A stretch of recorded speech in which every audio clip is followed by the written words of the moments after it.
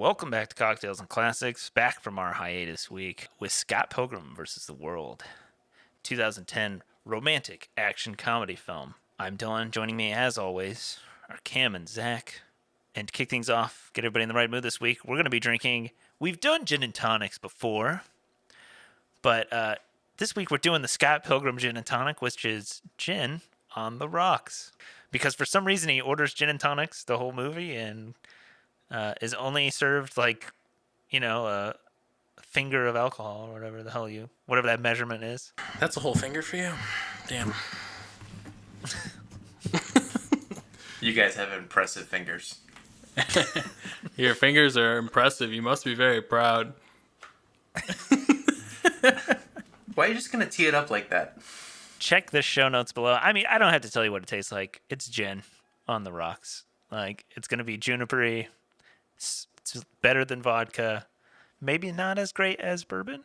Hit the drizzling casker links below. Get some gin delivered directly to your door, and we get a little bit of kickback from that. Try it. Maybe have an actual gin and tonic first because it'll be a little bit better. You can check out Scott Pilgrim as of recording on Peacock with ads. I'm pretty sure that's where I watched it. It might be with a premium subscription, but it is on there. Actually, I'm not sure. It is on Peacock, though, so that's probably good enough. Okay. You can watch Scott Pilgrim on Peacock as of recording because we're going to spoil it. Scott Pilgrim is a 2010 action comedy fantasy film. It currently sits at a 7.5 out of 10 on IMDb.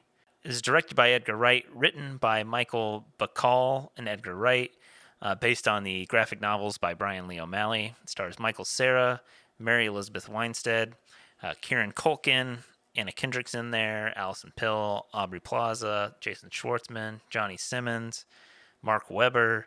Who's the one dude? I think his name's Brandon Routh. Aubrey Plaza.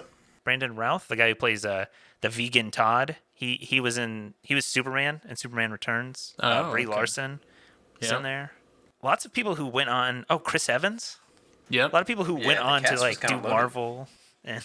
Yeah, just kind of a stacked cast, to be honest. Bill Hader was the voice, the like narration voice. Oh, really? Shit. I didn't notice that. Yeah, I never knew that actually. I only saw that when I was watching the credits at the end of the movie. I was like, wait a second. It's the story of, in a magically realistic version of Toronto, a young man must defeat his new girlfriend's 7 evil exes one by one in order to win her heart. I had seen this film. Cam, you had seen this before? Yep. And then Zach had not. Nope. Lone Goop Squad. I know. I wish Ben was here because I wanted you both to experience. Man, I love this movie. I'm just gonna. This movie sucks. I'm just kidding. Wow. I'm just kidding. I'm kidding. It is a good movie. I feel like I loved it a lot more when I was younger. Just based on like, I don't know. I really like those like early 2010s Michael Cera comedies, like awkward dude. Yeah. Like teen love kind of thing. I forgot how much of a fucking loser Scott Pilgrim was in the beginning of the movie. Oh, he's a total ass too. Well, I mean, he's like literally dating a 17-year-old. As like, Yeah, he's like 23, right? Something like Yeah. that? I don't get why that had to be such a focal point of the movie. I feel like it was shoved down my throat that he was dating a 17-year-old for like the first 20 minutes. Well, I think it's Yeah. to show how much like of a kind of a loser he is. Like, Well, it's. and an asshole. I mean, kind of like, yeah, it was like like you kind of said. like I said, like I feel like the first half of the movie really just focuses on him being an ass, and it just builds the whole time. Like it's like, oh, like he's 22, and he's rebounding with a 17-year-old, and then like he cheats on her with Ramona, who he like sees in his like the subspace highway or whatever in his mind, and like he's like instantly infatuated with her. Leaves Knives just like after she's like, come to have dinner with me, I'm in love. And he's like, oh, sorry, deuces. Yeah.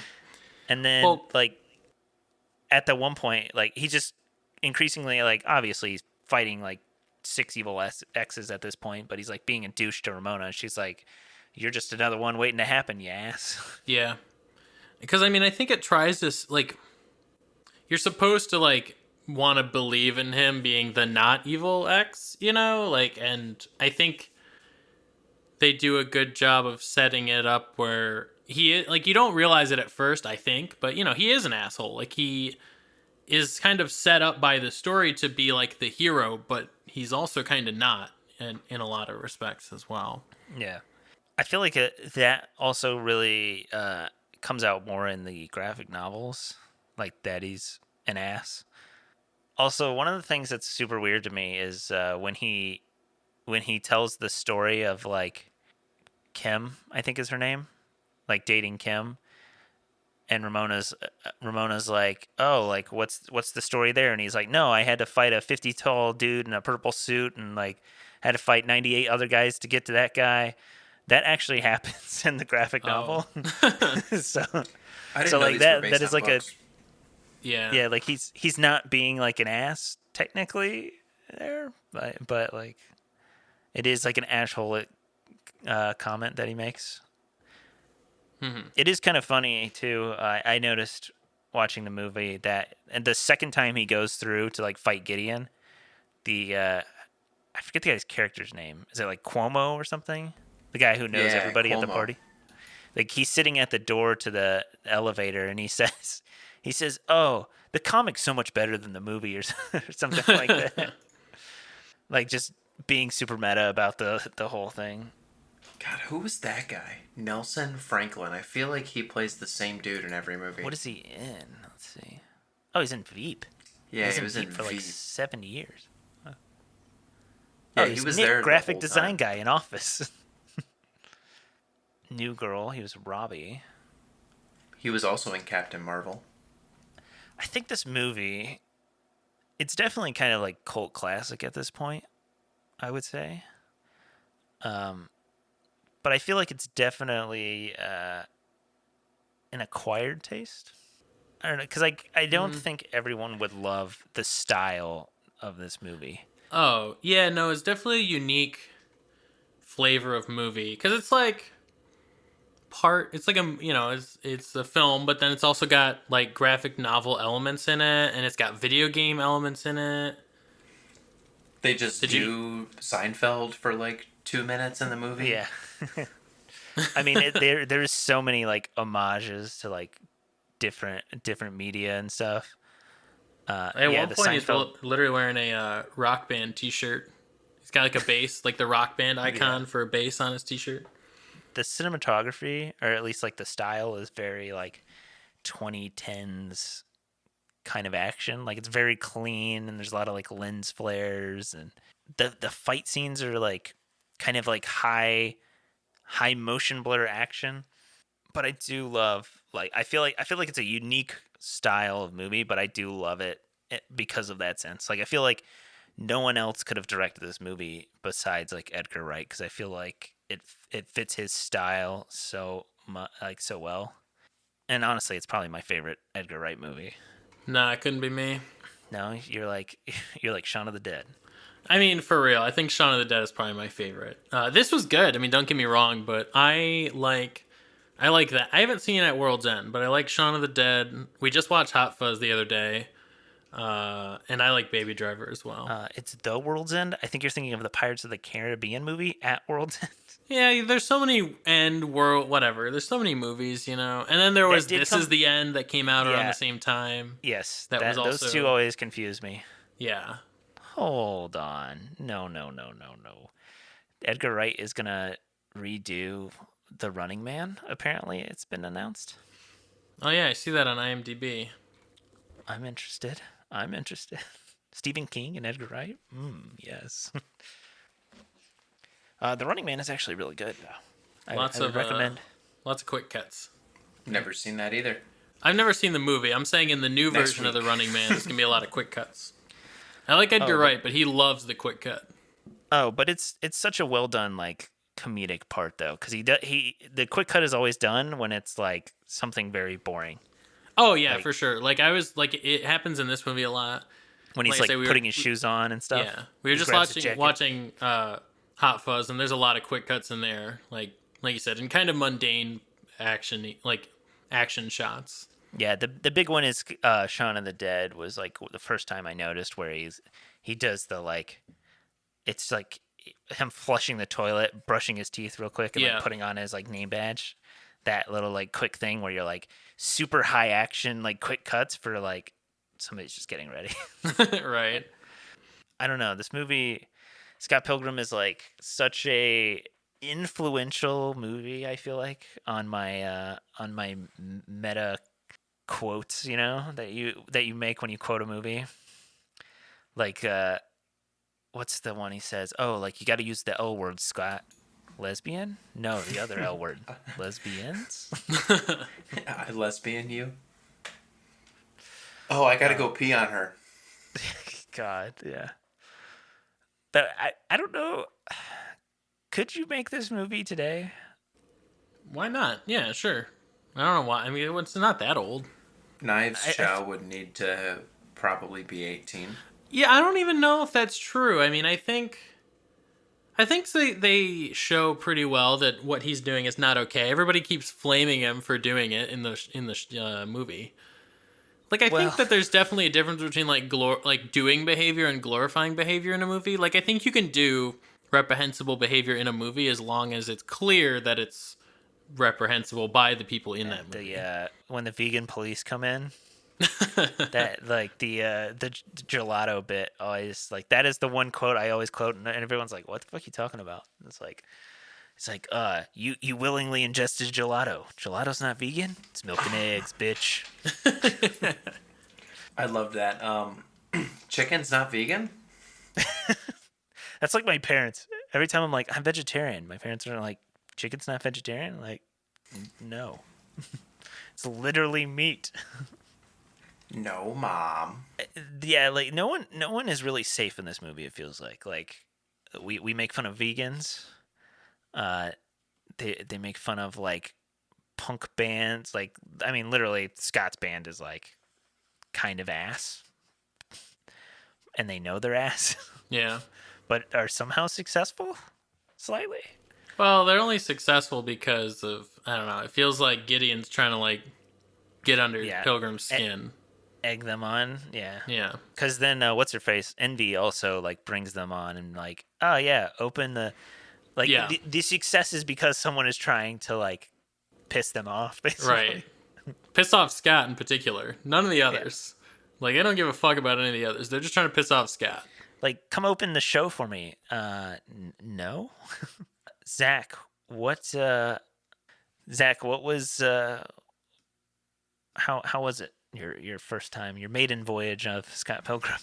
This was like a really unique movie. I don't think I've ever seen anything like it, where like the complete disregard for um, I want to say sticking to a script, but like having a style. This movie will just throw anything at you at any given time. And you see that 15 minutes in with like a pow coming across the screen. Don't expect that at all. Going back to Scott's apartment, and for some reason, there's a slow video game style pan across the room to show you who's what.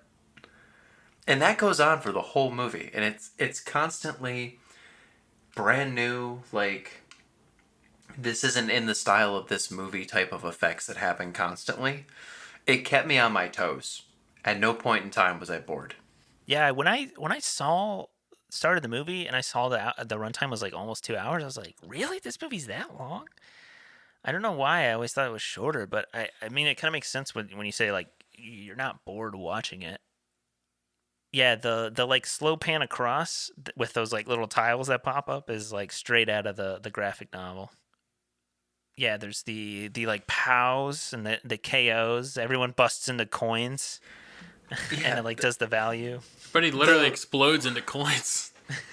the fight scenes were like you could see parts of it. You're like, all right, this is Super Smash Brothers fighting. That's what this fight's gonna be. 30 seconds later, all right, we're doing like a Tekken Right, or Mortal like Kombat. Mortal Kombat Yeah. thing, and it's like it was not disorienting, but it was heading in that direction. I mean, it kind of is. Like the first dude is like, uh, Matthew Patel is like, he's got his demon hipster chicks and he's got fireballs coming out of his hands, and then like literally no other villain has that. Yeah. Like the next one is the actor Lucas Lee, who's like just good like actor punching, like fighting and skateboarding. The next one was 3 was not the girl. He met the girl after Chris Evans, but they didn't fight Yeah. yet. Well, here, let me look at the cover. there's the- It was there's the Chris cat- Evans. So it was Patel, then Chris Evans, then oh, I then think it was Todd. the vegan, Yeah, right? Todd. And then it was the girl, and then it was the twins, and then it was Gideon.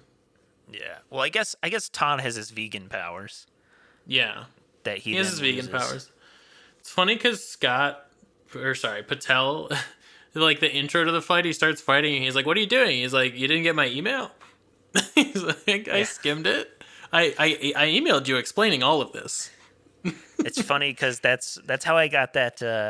I think it was on framed.wtf or whatever the game. Scott Pilgrim was on there, and the first picture was just that the email, like the the duel, and I was like, oh, that's Scott Pilgrim. Okay. I love that Scott Pilgrim is a jerk, but also he's extremely Canadian in this movie. Like the whole movie is based on like technology, puns, and like recent social media, like video game things and tropes. Yeah. But at the same time, he like his computer goes, "You've got mail," and he goes, "Oh wow, this thing says I have mail." Yeah, like he's never used a computer before. He's like, Exactly. oh, what's Amazon.ca? What's the website for that? Amazon.ca. Yeah. Okay. I love the one where Knives like comes to the first practice and they're like, oh yeah, this is Steven Stills, like he's the talent. Kim's on drums. I play the bass, and that's Neil. Oh, what do you play? That's a tough one. Zelda. Young Neil. Yeah. Oh, so, well, hey, he becomes Neil. Yeah. I always think that joke is going to be like, oh, you were young Neil. Now you're Neil Young. But Oh. are there some good scenes or quotes that stuck out to you? I loved Aubrey Plaza in this movie. I think she's I'm not hilarious. shocked. She's so stupid and awesome and funny and quirky. I just love her. You talking about Ramona Flowers? No. No, she was funny when she was in the scenes. When she's like bleeped out to Yes. keep the movie PG-13. Yeah. How are you doing that? I wonder if that was why it was to keep the movie PG-13. They're like, how can we do this like funny and keep the movie like more accessible to people? Because I think you get one F-bomb before you're rated R. Oh. It's something weird like that. I mean, Wallace being able to leak all of the drama instantly was pretty funny. Sleeping. While he's sleeping. I mean, his character is pretty funny in general. Oh yeah, Wallace is like the best character in my opinion. Yeah. Like when he steals Anna Kendrick's boyfriend at Oh my God. at the first Yes. show. And she's like, not again. Do they suck or do they rock? They haven't started playing it. That was a test. That was a test. Or like when they're having their date or whatever, he's like, and you were worried about me gaying up the place? I would eat garlic bread for every meal if I could, but then you would get fat. What? No, I wouldn't get fat. Bread makes you fat. Bread makes you fat? Or there was a classic like kind of dad joke where he's like, what's her face like, I've never kissed a guy before. He's like, neither have I. All right. This is just a stupid joke in the movie. Yeah. I mean, there's plenty of those, but they still just like crack me up all the time. Like when Scott and Ramona are like walking up to the castle, he's like, when I'm around you, I kind of feel like I'm on drugs. Not that I do drugs, unless you do drugs, in which case I do them all the time. All of them. Yeah. Or they had the callback to the lesbians things where he says, I'm in lesbians with you. And he doesn't realize what he said for like a minute. And he's like, oh my God, I said lesbians. We have an unfinished business, he and I. He and me. Don't you talk about grammar. Did you really see a future with this girl? Like, with jetpacks? Yeah, I mean, in general, it's just kind of like I don't know. Like, the silly like an action movie that like I don't know, it gets kind of nice at the end, but I don't know, like the action scenes are like surprisingly well done. I thought for like This movie is what this type of surprisingly one like an was. action movie. Yeah, I didn't even think about that. It is an action movie. Yeah, I mean, it's like I don't know. I think it's the perfect blend of mixing like stupid late 2000s, early 2010s comedy films with like a not necessarily like a shoot 'em up action, but borderline. yeah, it's very. Like It does feel very similar to an absurd shoot 'em up movie. Like yeah, like one where the action's just like way over the top. I mean, at one point they're the bands are fighting. Like he's fighting the twins, and like they're fighting like basically avatars of themselves. You know, like they're fighting like a Godzilla, if I remember correctly, or whatever. yeah, Each other. the I think the sex bombs becomes like a giant gorilla, and then the twins have like dueling dragons, basically. Oh yeah, that's right. So I mean, yeah, definitely over the top. On IMDb, it says that Michael Cera apparently had to dumb down his bass playing in order to like not sound so good. I think he's actually like he Apparently actually he's plays good. bass, but Yeah. like everyone else, The rest I of the think band did doesn't. learn their instruments though. But that's interesting. I didn't know he was actually a good bass player. I was gonna say that Beck actually helped with a lot of the music for this film. I was gonna say the music was banging. Yeah, Like I mean, Brie Larson's cover of that song was good. I thought. I don't remember what it's called, but it's by Metric. let's see. So Beck wrote all of the Sex Bomb songs. Damn. "We Hate You, Please Die" by Crash and the Boys. If I tried to sit down and describe this movie to you, it would be rough. Yeah, it's so weird. I do feel like this is definitely one where you kind of just have. I can't really think of another movie quite like it. Like it's one where you kind of just have to like watch it for yourself. I mean, I haven't seen it, but I feel like it's probably got similar vibes to like Everything Everywhere All at Once, where it's like unique kinda in I that guess. sense. Yeah, I mean, I would say that I guess in its uniqueness, maybe. I still don't know if I've ever seen a movie like that, like Everything Everywhere All at Once. That was, I don't know. Whenever that becomes available for streaming, I know it's not a classic, but we seriously need to watch it and do a podcast on it because it is legit one of the best movies I've ever seen. It's really good. Well, I still haven't seen it, so I will Yeah, wait for the podcast episode, I guess. yeah. No, it's fantastic. I mean, I hope it comes to streaming soon because I want to watch it again. It'll probably have to. Well, maybe not. I don't know. It depends. I don't know. Hulu and Amazon usually get A24 pretty quick. Oh yeah. Um, I mean, if I have to pay a nominal fee to watch it again, that would be fine. But Cam and I had seen this film, so we'll give you nostalgia ratings. But first, the solo goob in the Goob Squad is going to give you a initial rating for his first viewing. Big goober rating. There was like very little to not like about this movie. The puns, the dad jokes were hilarious. The characters were like right up my alley. Those were like my people. It was a good trip back to 2010. Going to like arcade bars, and I don't know about like not knowing what the internet is, but like the pop culture references are really cool. Not a huge fan of Scott Pilgrim needing to date a 17-year-old, but maybe that's cool in Canada, you know? I was going to say, I don't know what the. Also, some of the humor is a little edgy. I mean, granted, no one is no one's great person in the movie, but like, you know, Gideon says, "All right, Kung Pao chicken," to the Asian girl. whoa. What's his face? Scott. I mean, not necessarily like racist in a sense, but he does say something along the lines of like, "Are you even allowed to date outside your own race?" When Knives is like inviting him to dinner. That's racist, I think, for sure. It's borderline, maybe. But I don't even know if it's borderline. I feel like I don't know. I feel like he said it. Yeah. it's pretty Yeah. far. No, I mean, I think part of it is that, like, I mean, it's earlier, and I do.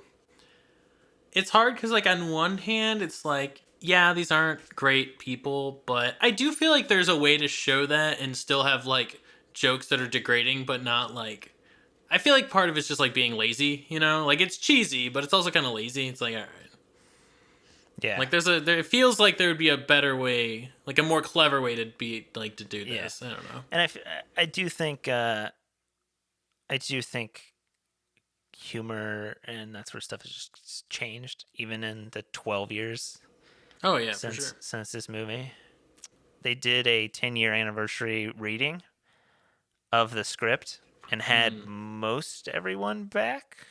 I think besides like Brie Larson, during COVID, like, you know, when everyone was like getting back together and like doing Yeah. stuff on, like, yeah, they did like a live stream like reading, and it's pretty funny. I think it's probably available on YouTube still.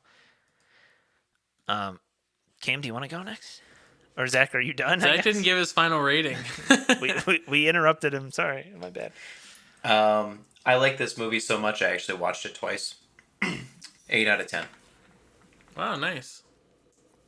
Yeah. So I went into this giving it a 7 out of 10. I think that's what my score is on Letterboxd, is a 3.5, I think. And I'll leave it at a 7 out of 10. I thoroughly enjoyed watching it again. I thought, honestly, it wasn't going to hold up super well to my expectations of it, but it was good.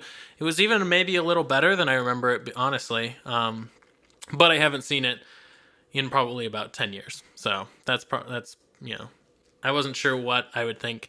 I don't know. I've been kind of avoiding watching movies I haven't seen in a long time. Like, I haven't seen Step Brothers in probably like 10 years because I really remember liking that movie, and I don't want to be disappointed again. Yeah. When I watch it and be like, oh, this isn't as good as I thought it was when I was in high school. So anyway, I'm gonna leave it at a 7. I thought it was good, and it's a unique movie for sure. Like, it is not one where you can easily describe it like super well and encapsulate what it's all about. I feel like you just kind of have to watch it and form your own opinion. Going in, I believe I had this movie at a 9 out of 10. I think it was 4.5 on a 5 on Letterboxd. I think I had it at. And you know what? I'm gonna keep it there. I really enjoy this one. It definitely kind of takes me back every time I watch it to like the first time I saw it in theaters in 2010 with my friends. I wouldn't necessarily say it's like a time capsule in that sense, but it is obviously starting to see its age a little bit, because it was kind of time sensitive, some of the humor, but for the most part, I think it is timeless in a sense. I think if you're someone who loves like video games, comics, just pop culture in general, I think this is a really good one that's kind of blends all that into a kind of unabashedly unique film. I don't think they ever, for a second in the film, kind of steer away from this vision that it had. Like Zach said, it does like just go all over the place, but I don't think it was ever like, now let's reel this back a little bit to like, you know, get more people interested. I think they set out with a goal and a vision, and it kind of fell into people's laps because it is kind of cult classic, you know. Obviously, I gave it a 9 out of 10, and I highly recommend this one to anyone who hasn't seen it, especially if you're around our age. If you're like millennial, I think this is like great movie, and I feel like Gen Z might like it. It's a little hyperactive. This movie is too chuggy for Gen Z. Oh, I feel like it would, especially like Ramona Flowers as a character. I feel like is peak kids who grew up in like the scene emo era. I mean, let's not get carried away. She did not have a big swoop or a side part, so let's take it easy. She had the weird this thing. She did have the curtains. Yes. The meat curtains? Face curtains. Oh. My God. I didn't say meat curtains this episode. Dylan did. I was on good behavior this time. If you enjoyed this episode, don't forget to rate and subscribe. Check us out on Instagram at Cocktails and Classics Pod. Check out Scott Pilgrim on Peacock as of recording. Hit up the Drizzling Cask Grillings, get you some gin, make you some G&Ts or some G&Is. Check us out next week as we watch Top Gun. Share this with your friends and family, and as always, watch responsibly.